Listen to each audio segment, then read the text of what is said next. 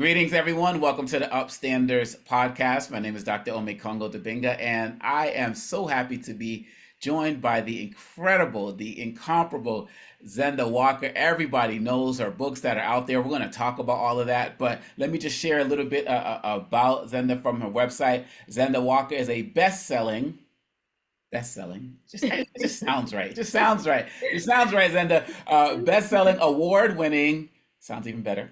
Author, licensed cosmetologist, and beauty marketing executive. Originally from the Bronx, New York, she enjoys traveling, spontaneous dance parties, posting any of those on the gram, exploring and developing beauty trends and chocolate desserts. Zenda is a co-founder of Bounce Mobile Fitness Club, LLC, a fitness business specializing in rebounding workouts. Zenda resides in Los Angeles, California, but has relocated to New York and lives with her daughter, Zara Olivia. And from the book, which we're going to talk about a little bit later, there's a quotation from the book. It says, "I feel blessed to have discovered my true purpose to continue to impact the world in a positive way through the power of beauty."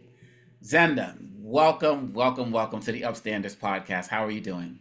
Thank you so much for having me, Dr. Dibinga. I'm doing well. Good to be here. So there's so many things I want to get to, but so I gave the bio. So at American University, I teach a class on Jay-Z, and one of the things I say to them is when we're studying somebody, it's not so much the who and the what of the person, it's the how and the why. So I talked about who you are, but why is Zenda? And why is this mission that you are on? That's such a good question, the why. I think the why is the number one reason why I wrote this book. So the why behind this book really goes back to a lot of my childhood experiences and just recognizing that now that I'm a mother and I have a 10-year-old daughter. At the time when I wrote the book, we were going through some things that were generational. So Mm-hmm. let's talk about that, because I write books that affirm and celebrate our cultural hairstyles, Mm-hmm. hairstyles of the African diaspora. And I grew up in an affirming home. But even though I grew up in an affirming home, I still went out into the outside world and received different messages about how people felt about my aesthetic, right? I heard that my hair wasn't beautiful, or that I didn't see myself in books or magazines. And so those outward messages were also very impactful.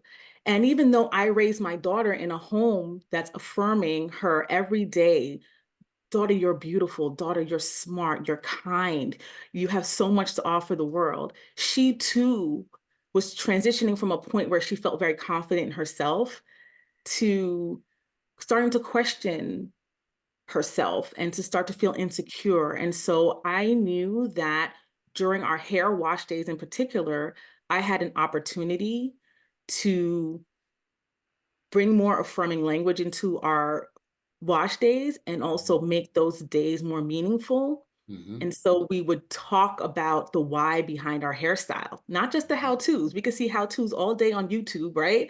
And Yeah, yeah, we could yeah. talk about Black boy magic and Black girl joy, or Black boy joy and Black girl magic. Mm-hmm. But let's talk about the why behind that. There's a reason why we feel we're so magical, or that Mm-hmm. we're such an amazing people. Yeah. And I did that through our hair stories. That's what's up. Now, I want to take it back from 10-year-old Zara to 10-year-old Zenda, because we're growing up, the 80s, 90s, and so on and so forth. Yeah. And so for me, having Congolese parents, I feel you when you talk about being affirmed in your home, but then you got to go to the outside world and deal with it. What was it like for you as that child dealing with the issues of racism, the things that went along with the hair? And when did that transition happen when you felt comfortable being public about the beauty and the beautifulness of our culture and your history, the things you were getting at home, when you felt like you could expand that outwardly? Did it still happen when you were a child? Was it in your late teens? Like, what was that like? Yeah, so I would say I had my first incident with understanding a little bit about race, or that race wasn't a factor, Hmm. at the tender age of 6, 5, it was about Mm, 5 or 6. Wow. So I tell this story sometimes because I don't tell it often, but as a little girl, I had what we might call a bit of a crush on a little boy in school, right? Very Mm-hmm. innocent. In fact, everybody loved this little boy in school because he was actually deemed the class clown. He made everybody laugh. It didn't matter Mm-hmm. what his race was. It just was, he made everybody feel happy and good. And so we Mm-hmm. were writing notes back to each other. He asked me if I liked him. I checked the box yes. Mm-hmm. And it was reciprocated. He checked the box yes. And then he Yeah. asked me an interesting question. He asked me if I was black or white. Wow. At And five, six I'm years old. at 5, 6 years old. And I knew I was black at the time. Mm-hmm. So I began to click that box, I'm black. But then I had a bit of a turning in my stomach. And I felt a little bit anxious and nervous because in that moment, I realized, wow, even though I don't have all these concepts of race and race relations and what's going on at the time and what it may mean, I knew at that time in my spirit that if I Mm-hmm. checked the box black, that Wow. there's a chance he may not like me anymore. Wow. And I went through it. I had this anxiety. I thought, oh my gosh, I might even I felt very sick in my stomach. But you know what I did? I didn't say black because Mm. I was afraid that if I said black, now I understand now where I am with even like colorism and then what that means and the privilege that I had at the time to maybe Mm-hmm. try to to even click that box. I know what that Yeah. means now. At the tender age of 5 or 6, you're not really in tune to that. But I knew deep down that if I said black, it may be an issue. And Yeah. so I sent that note back to that little boy. And he sent a note back to me and he said, "So what's wrong with your hair?" Ooh, wow. So they told me two things in that moment. Number Mm-hmm. one is that my hair told my story. It outed me. It said that there was something else about me that was different, right? But number two, in that moment, I also had that sickening feeling that, oh my gosh, I'm black. I know I'm black. And I actually am proud of being black. And my parents have told me to be proud. Like they've instilled that in. Mm-hmm. But in that moment when Yep. when it's time for the foot to hit the pavement, like I was in turmoil. Yeah. Yeah. And so for a young child to be going through some of those, the confusion, right? And not really knowing, but also learning that my hair, something was wrong with my hair, essentially. Did Mm-hmm. he have malintent? No, maybe that's just what he learned also growing up, that our hair with the texture, the coils, the afro coily, just wasn't seen as beautiful, that there was something wrong with it. And that was my first moment. But then I realized my daughter had her incident with um a similar incident at the tender age of 4, which is why we started Wow. having those conversations. So Yep. it's Yep. generational. Hmm. That is so true. And you think about it, I remember James Baldwin said, I realized by the time I was age 5 that I was black and that I was going to die. Like, you just Yeah. think those early things that are ingrained in us. My oldest is 18, and I remember, people would make fun of her at 4 or 5 years old, in her school as well. And so, that transition is real. And you kind of speak to the fact that we can be out here, present ourselves properly, be powerful speakers and authors and stuff, but those things stay with us. And they stick with us so much. And so when you put the book together and everybody can see, zaraswashday. I got the original version. You know what I'm saying? I got the Yes. original. So The vintage. when you put this book together, there's so much that you could have not spoken about, right? But I Right. felt like in reading it and looking through it, that this was almost like a confessional to the world, not just for you, but for so many black parents and especially, black mothers out there. What was it like to put this out to the world? As I was going through these hair wash days with Zara and incorporating some of the historical context and showing her the why and why she should be so proud to rock these twists and ornaments and beads and braids, I realized that I saw a transition in her in Hmm. how she entered the world. She started being more confident around her classmates. She started dealing with conflict differently, and her grades she did so much better in school. And so what I Yeah. realized is that this foundational confidence that I'm building within my child also is impacting how she walks in the world and how she holds her head up. So I thought, wow, I could help other families in this way and Mm-hmm. tell a fun story for the children, but also incorporate all the other pieces of the book that speaks to the inner child of the adults as well. Because Mm-hmm. again, Yes.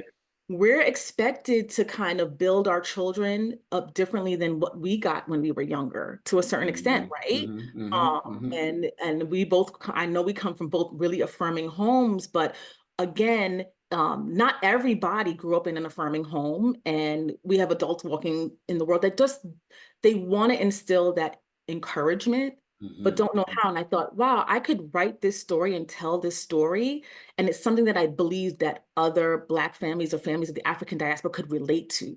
Mm-hmm. And walking them, maybe having story time with your child, going through this story, but also empowering the adults with a historical context with the glossary will Mm-hmm. really just help us to dive deeper as a community, Yeah. and make Yeah. sure that we carry this conversation full out because it does impact our children into adulthood. Now, before we get to Zion's Crown, I need to follow, and it connects to Zion's Crown as well. How you wrote this book before there was such a we already knew stuff going on in schools in our country, but the national debates about the Crown Act and the how the anti DEI efforts have magnified exponentially over the last few years and the like. What has it been like having this book at this particular time? And feel free to tie in anything, whether it's the Crown Act, to know your heritage, like how all of that is kind of coming together right now. This book, as I was writing it, we were going through a whole pandemic, right? Mm-hmm. We were watching the racial divide and injustice enter our homes in a different way, right? Because again, growing up in this world as Black people, but then also growing up in the Bronx during the 80s and 90s, like I saw a lot of things. There was Amadou Diallo, right? There was Yes, the yes. Central Park, the Exonerated Five, right? There were Mm-hmm. all of these things that we grew up knowing. So by the time we got to George Floyd and all of the many other hashtag names out there, Mm-hmm. this has just been something that's been a regular part of our conversation and has come into our homes, and it's been a part of how we deal with the world and how, our experience. And so writing this book during such a chaotic time, Mm-hmm. uh, was a bit therapeutic in the sense that I felt like I was doing something that was helping to further the movement, but in a different way, right? So Yeah, I yeah. felt silenced in my home, not being able to do something about what was going on in the world. But I knew that writing this story and telling our experiences, but doing it in a positive way and empowering us as a people was my contribution Mm-hmm. Mm-hmm. to honoring Black lives, to Mm-hmm. honoring our stories, and helping the world to understand that we have so much value that we've added to this world and continue to add, and that we cannot be silenced in That's that right. way, right? That's right. That's right. So that's why it's so powerful. And to that note, that takes us to the second book, Zion's Crown. Now, look, obviously, you know the story, the history better than I do, and better than most people out there as it relates to the stories and the struggles of Black women and their hair in this country, and that should never be undermined or disrespected in any way, shape, or form. But you also know better than most that secondarily, it has also been an issue as it relates to males as well. Absolutely. Was that part of the inspiration for this other book? And for those who may not be familiar as much with Zion's Crown as they are with Zaraswashday, can you talk about that and the impetus behind that as well? Absolutely. So Zara's Wash Day is the first book in the Know Your Hair, HAIRITH Heritage series. I love it. And so when I initially wrote the book, I actually had to change the title because I thought, wow, I wrote this book and I thought it might be kind of like a one and done, but as I was writing it and going through the research and I realized that there's more to this, and especially the fact that we were going through a lot of the initial stages of the Crown Act, creating a respectful and open world for natural hair. For anybody who doesn't know, this legislation that helps to protect our cultural hairstyles, um, it felt like more of a movement. And I thought, Yeah, wow, yeah. this could be the first book in a Know Your Heritage series, and I have to continue to talk about it. And I couldn't leave the boys and men out of the conversation because we know that Black boys and men are rocking the locks, they're Yes. rocking beads, they're doing Oh all sorts of things with yeah. their hair that is a celebration of our ancestry. And they too have experienced a lot of the backlash to their professional lives, to just existing out in the world, because there's a lot of misinformation or lies Mm. about us No being doubt. told, because you may Mhm. see, you know, a young man wearing a hood, or you might see him wearing his locks as he, you know, there's a lot of assumptions that are made about us. But I thought it was important to continue the conversation and include the boys, and then go on to make this a global series, because what I've realized along the way is I started with the African American experience because I'm a Black woman and I Mhm, understood it so well. And I thought it mhm. was appropriate to start here. But then there's a lot of differences in how many different communities wear our hair, but there's a lot of meaning That's right. in many communities as well attached to the hair and identity as well as self-esteem. And so I thought, you know what? While we have a lot of differences across the board in different communities, there's a Mhm, lot of things that do connect us too. And I thought, mhm. wow, let's build out a global series, include the Native American community, include the Latinx Wow. community, and then Wow, even okay. the Asian community, and start to show some of the connection there as well. That is really powerful. You know, one of my more popular speeches, is finding common ground in uncommon times, and the idea that if we care to look, we can find so many things that we do have in common. And the fact that you're looking at bringing this to hair, because our hair could look so different from other people, but you're saying even within that, there are stories that can be told. There's commonality that can be found. I think that's really powerful. Wow. Absolutely, absolutely. And we are living in a time where, again, these conversations are alive and well, right? Like our Hmm. children are experiencing some of the discrimination or things that we've experienced based on their hair. We see many public figures even coming out and talking, the public figures we have in the, the beauty industry and the Yeah. entertainment industry, and just the movement I'm seeing alone in journalists and reporters being able, you saw that reel I Hmm. did where I'm Yep. celebrating the fact that the revolution is being televised in a sense, right? Right. And it's That's right. through how we celebrate our hair. So when we see you, we see a Nate Burleson, or we see women like I don't know, Joanne Reed, even the way she changes her hair. We see Yeah. ourselves in you. Our children can see themselves doing what you do and aspiring to be like us, Hmm. while being their authentic selves, right? Yeah. So one of the things I thought was really interesting was you were talking about Lapita. Can you break that down for the people? Inquiring minds want to know.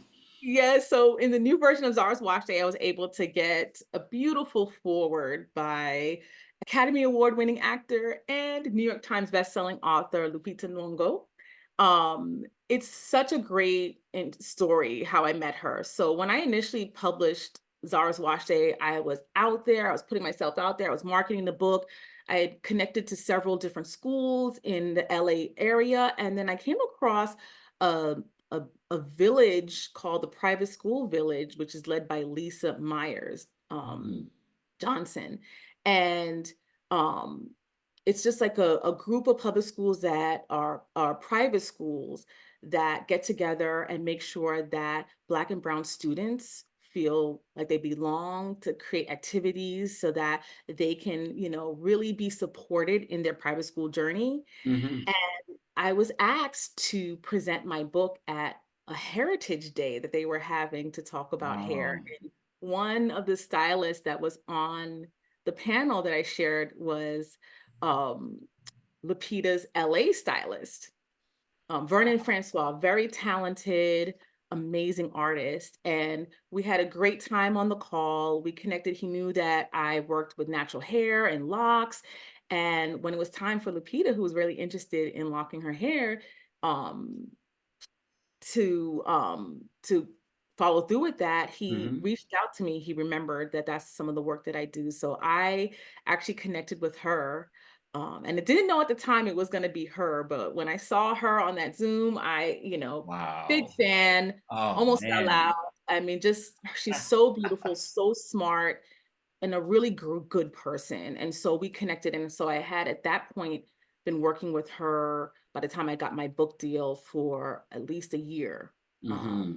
Change. And so um, I had been working with her almost 2 years. And then I thought, you know, I would love to ask her to write the foreword to this book. And I said, I'm not asking anyone else. She's the person. Yeah. If she doesn't do it, then it just doesn't get done. And Yeah. because when you're working with any client, being in their hair is such a personal thing. You spend time with Hmm. them depending on the style, and you really become, you gain a rapport with them that's Yeah. unlike any other Yeah. relationship. Yeah. And Yeah. so I thought, even if she says no, I wouldn't have regretted not asking. And That's right. it was so kind of her because she didn't have to do it, but she saw everything I was doing with my marketing of my book. And she said, Zenda, I saw what you were doing. You did it on your own and you did it fiercely. And so she Hmm. respected that. And she said, I'd be honored to write the forward. And I literally, the my heart was full. And Hmm. so Hmm. hearing her hair story over the years and her writing it for to share with the world means the world. And I'm so honored to actually have her name attached to the book. Yeah, that is awesome. That is awesome. And it's great when somebody who's so beloved in the outside space, when you meet them and they're that person we thought that they were. Because you know how Oh they say yeah. never meet your heroes, right? But Oh then yes. that is Yes, awesome. and it's a big exhale because she honestly is just an amazing down to earth person, and she's amazing at her art. Hmm. She Hmm. studies it really hard, and she does amazing work. So I just feel honored to have been able to work with her on her team, and to continue to be in her circle. And I look forward to, really just people hearing her story as well. That's what's up. That is so awesome. Both of us have come through this journey of writing from being self-published to then jumping up with a major company. And so as we're still, getting, closer to wrapping this up, and as we're still talking about things relating to this book as well, I know there are also people out there who are interested in the business of putting out this book, and putting out books in general in today's industry. Can you talk a little bit about your journey as it relates to going from a self-published author to going to major trade publications process? Absolutely. And I think there is a space for everyone, right? And it really just depends on what you want that outcome to be. Initially, when I decided to publish this book, I was going through an um, inner or outer body experience. As you Hmm. can say, 2020 was might have been both for everyone. Yeah. But I think I was going through a little bit of an inward, like, how can I contribute to this movement? What impact can I have? But also, I have a story to tell. Do I have the courage to actually go out and share it with the world? And so Hmm. it was a year-long journey of just figuring out, so how do I publish this book? Yeah. How do I make sure that I put my stamp on it and make sure that everything about all the details of the book are being honored and that I can own it. And so Hmm. self-publishing seemed like the right way to go for me. And I love that we have this option so that it can level the playing field and that people can feel empowered Hmm. to put their work out there. And so finding an illustrator, understanding how to work with contracts, to protect your intellectual property, right? To Hmm. understand that a developmental editor is a really important part of of the process, right? Absolutely. Yeah. Because you're so close to it, you need other eyes on it, beta testing it. Um, but I actually found a designer initially too, because I was going to do everything myself, and I realized I need to focus on what I'm really good at, which is telling the That's right. story, That's right. and then making sure I delegate to people who really understand how to put this thing together. But then also finding an Ingram Spark, for instance, which is a great Hmm. tool and option, like a book baby, and there are several others out there. I use Ingram Spark to help me upload my product, right? Or Yeah. the book, and then later distribute it to the well-known distributors like at Amazon or Barnes and Noble. And Hmm. that I took a full, it doesn't take as much time as I took, but I knew I was kind of in almost a spiritual process with it. Yeah. And then I launched this December of 2020. So everything kind of was uploaded into the world by 2021. Hmm. I knew that when I published that book, there were two things I knew, that my entire life would change in the sense that would I still be in corporate America doing what I was doing? And I knew that I would somehow be traveling to the countries that I honor in this book. And those Mm-hmm. two things happened, that I was able to create a full-time career, just kind of marketing the book, selling the book, doing talks. Hmm. And so I knew that when I published the book, that I wanted to be on a journey where I got to share this message with the world, whether I was talking to students, doing Hmm. teacher trainings to help them understand how culturally responsive education is so important and how Hmm. it could be a fun part of building their students up in the classroom. But then I knew that I would be going after a trade deal as well Hmm. eventually, because I knew that I wanted to be able to launch my book in a big way for the global series, Yeah. um, and maybe get some of the backing and opportunities that come with being with a bigger publisher. Now, Hmm. is it better? I don't know. It depends on, kind of where you Yeah. are. Because as an author, what I learned is that you still, no matter what, are responsible for a Oh, lot of your yes. own marketing and awareness, building So awareness. true. So true. So that hasn't Absolutely. stopped. Wow, and I think it's so important for people to hear this because, like you said, people got to do what works for them. And the same with music, right? Indie route, going with a record larger label, and I think the beauty of just being in this day and age is that we have so many options. Absolutely. And it's also with my reality check as far as, because I know that I wasn't doing it for necessarily monetary gains Hmm. Hmm. necessarily. Hmm. It's less about that. I think for a lot of authors, I think we really have to love what we do and love what we're talking about and Yeah. really believe in what we're doing, because Hmm. it's not about the money. Yeah. The Yeah. money No. comes, it's really about your why, which is going back to your Hmm. first question, the Yeah. why No doubt. behind everything, and remembering to go back to that. Hmm. Because there's going to be many parts along the journey, whether you're self-publishing or trade publishing, where you're going to be disappointed. You're going to have what some people would call failures, others call it lessons. Yep. Um, and it's not an easy journey, and it can oftentimes feel lonely. Hmm. But when you go back to your why,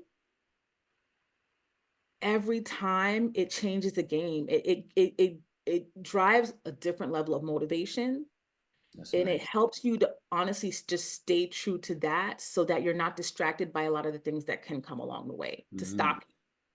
Absolutely. So my last question for you, then you can let the world know where to find you and everything. I was reading what you wrote about, Inside Out too, and I'm also seeing we talked about the whole idea about know your heritage being, a universal type of thing. Can you talk about this mainstreaming of the idea of accepting people as they are, accepting their hair, accepting their inner outer beauty, all of those things that a lot of people felt that's why the movie was so successful. And you took the principles you talk about with your movement that you're spearheading, and you connected the two. Could you talk a little bit about that? Absolutely. So it the movie really hit home for me, Hmm. because a lot of what's connected to this idea of loving yourself, having self-esteem, a lot of that for especially the Black community lives in our hair, right? This always Hmm. needing, wanting to, um, being really in tune with loving yourself, but also Hmm. how you interact with the outside world. What the outside world tells you is something that is a consistent thing that's Yeah. happening for Black people, Hmm. right? Is my hair professional? Did I get this? Did I Yeah. get rejected because my hair, wasn't this? Um, Hmm. um, this is such an important part of our mental health, actually. And Yes. so when I when I think about this Inside Out franchise, because even the first one was very impactful for me and my daughter, is Hmm. really just staying in tune with, there's going to be so many walks in life that we will encounter moments of anxiety, Hmm. sadness, joy, Hmm. all of the different characters from this movie. Um, but how can we find ways to make sure that all of these emotions can work with each other and not against each other in the same way Right. with the movie, right? Right. So like I always have Mhm. this saying that um fear, sometimes we have this idea that fear has to be void in order for us to Mm. achieve, be Mhm. successful. Mhm. But a lot of times we just do things scared, and we Yeah. bring fear along for the ride. You can't let fear just take the driver's seat, right? Mhm. Um, Mhm. Mhm. sometimes fear can drive really positive things in us. Sometimes you need a little of anxiety, right? Right. Right. And Right. so to just, you don't have to be a superhero and act like none of those things exist. Mhm. But Mhm. the important piece is to acknowledge that when we affirm children through culturally responsive education, but Mhm. also even this idea of strength, taking a strengths-based approach versus this deficit Yeah. Yeah. Yeah. Absolutely. space, we are giving them the space to actually be free, right? To free to learn Yes. and feel that Yes. they're in a safe place to learn. And that's really the most important part about what's happening with the Crown Act and the advocacy that we do, is Mm. that we can agree to disagree on so many levels and have really important conversations with each other. We don't need to steer each other and tell each other what to think or believe. This is why critical thinking is very important. Mhm. Mhm. But we need to give each other the space to just be authentic, be confident in ourselves, know that we belong. Yes. And that is just what's going to create a very rich and inviting world for us all to exist. Mhm. And so that's why, again, that movie is so important, because it just kind of breaks down, especially even for the adults, right? Oh, That absolutely. Absolutely. Yep. it's No okay to doubt. have all these, right? It's okay to have all those emotions. It's okay. How can we help bring out the best in ourselves? And one way to do that is to, I think, incorporate culturally responsive education into our classrooms, Mhm. um, and allow our children to be critical thinkers. Yeah. Well, you are clearly doing that. You're allowing the children to do that. A lot of adults who are reading it are learning to be more critical as they're looking at these things. And it's because we have books like these and what you're going to be doing in these series that I feel like we're going to be better off for it, particularly at this moment where people are fighting to have cultures not be recognized. And so I really appreciate what you're doing with all of this. Could you please just let the world know where to find you, websites, social media, where they can learn more about you and get the books and everything else? Absolutely. Thank you so much again for your time and for allowing me this opportunity. Everyone, you can find me at www.knowyourheritage.com, and that's HAIRITAGE.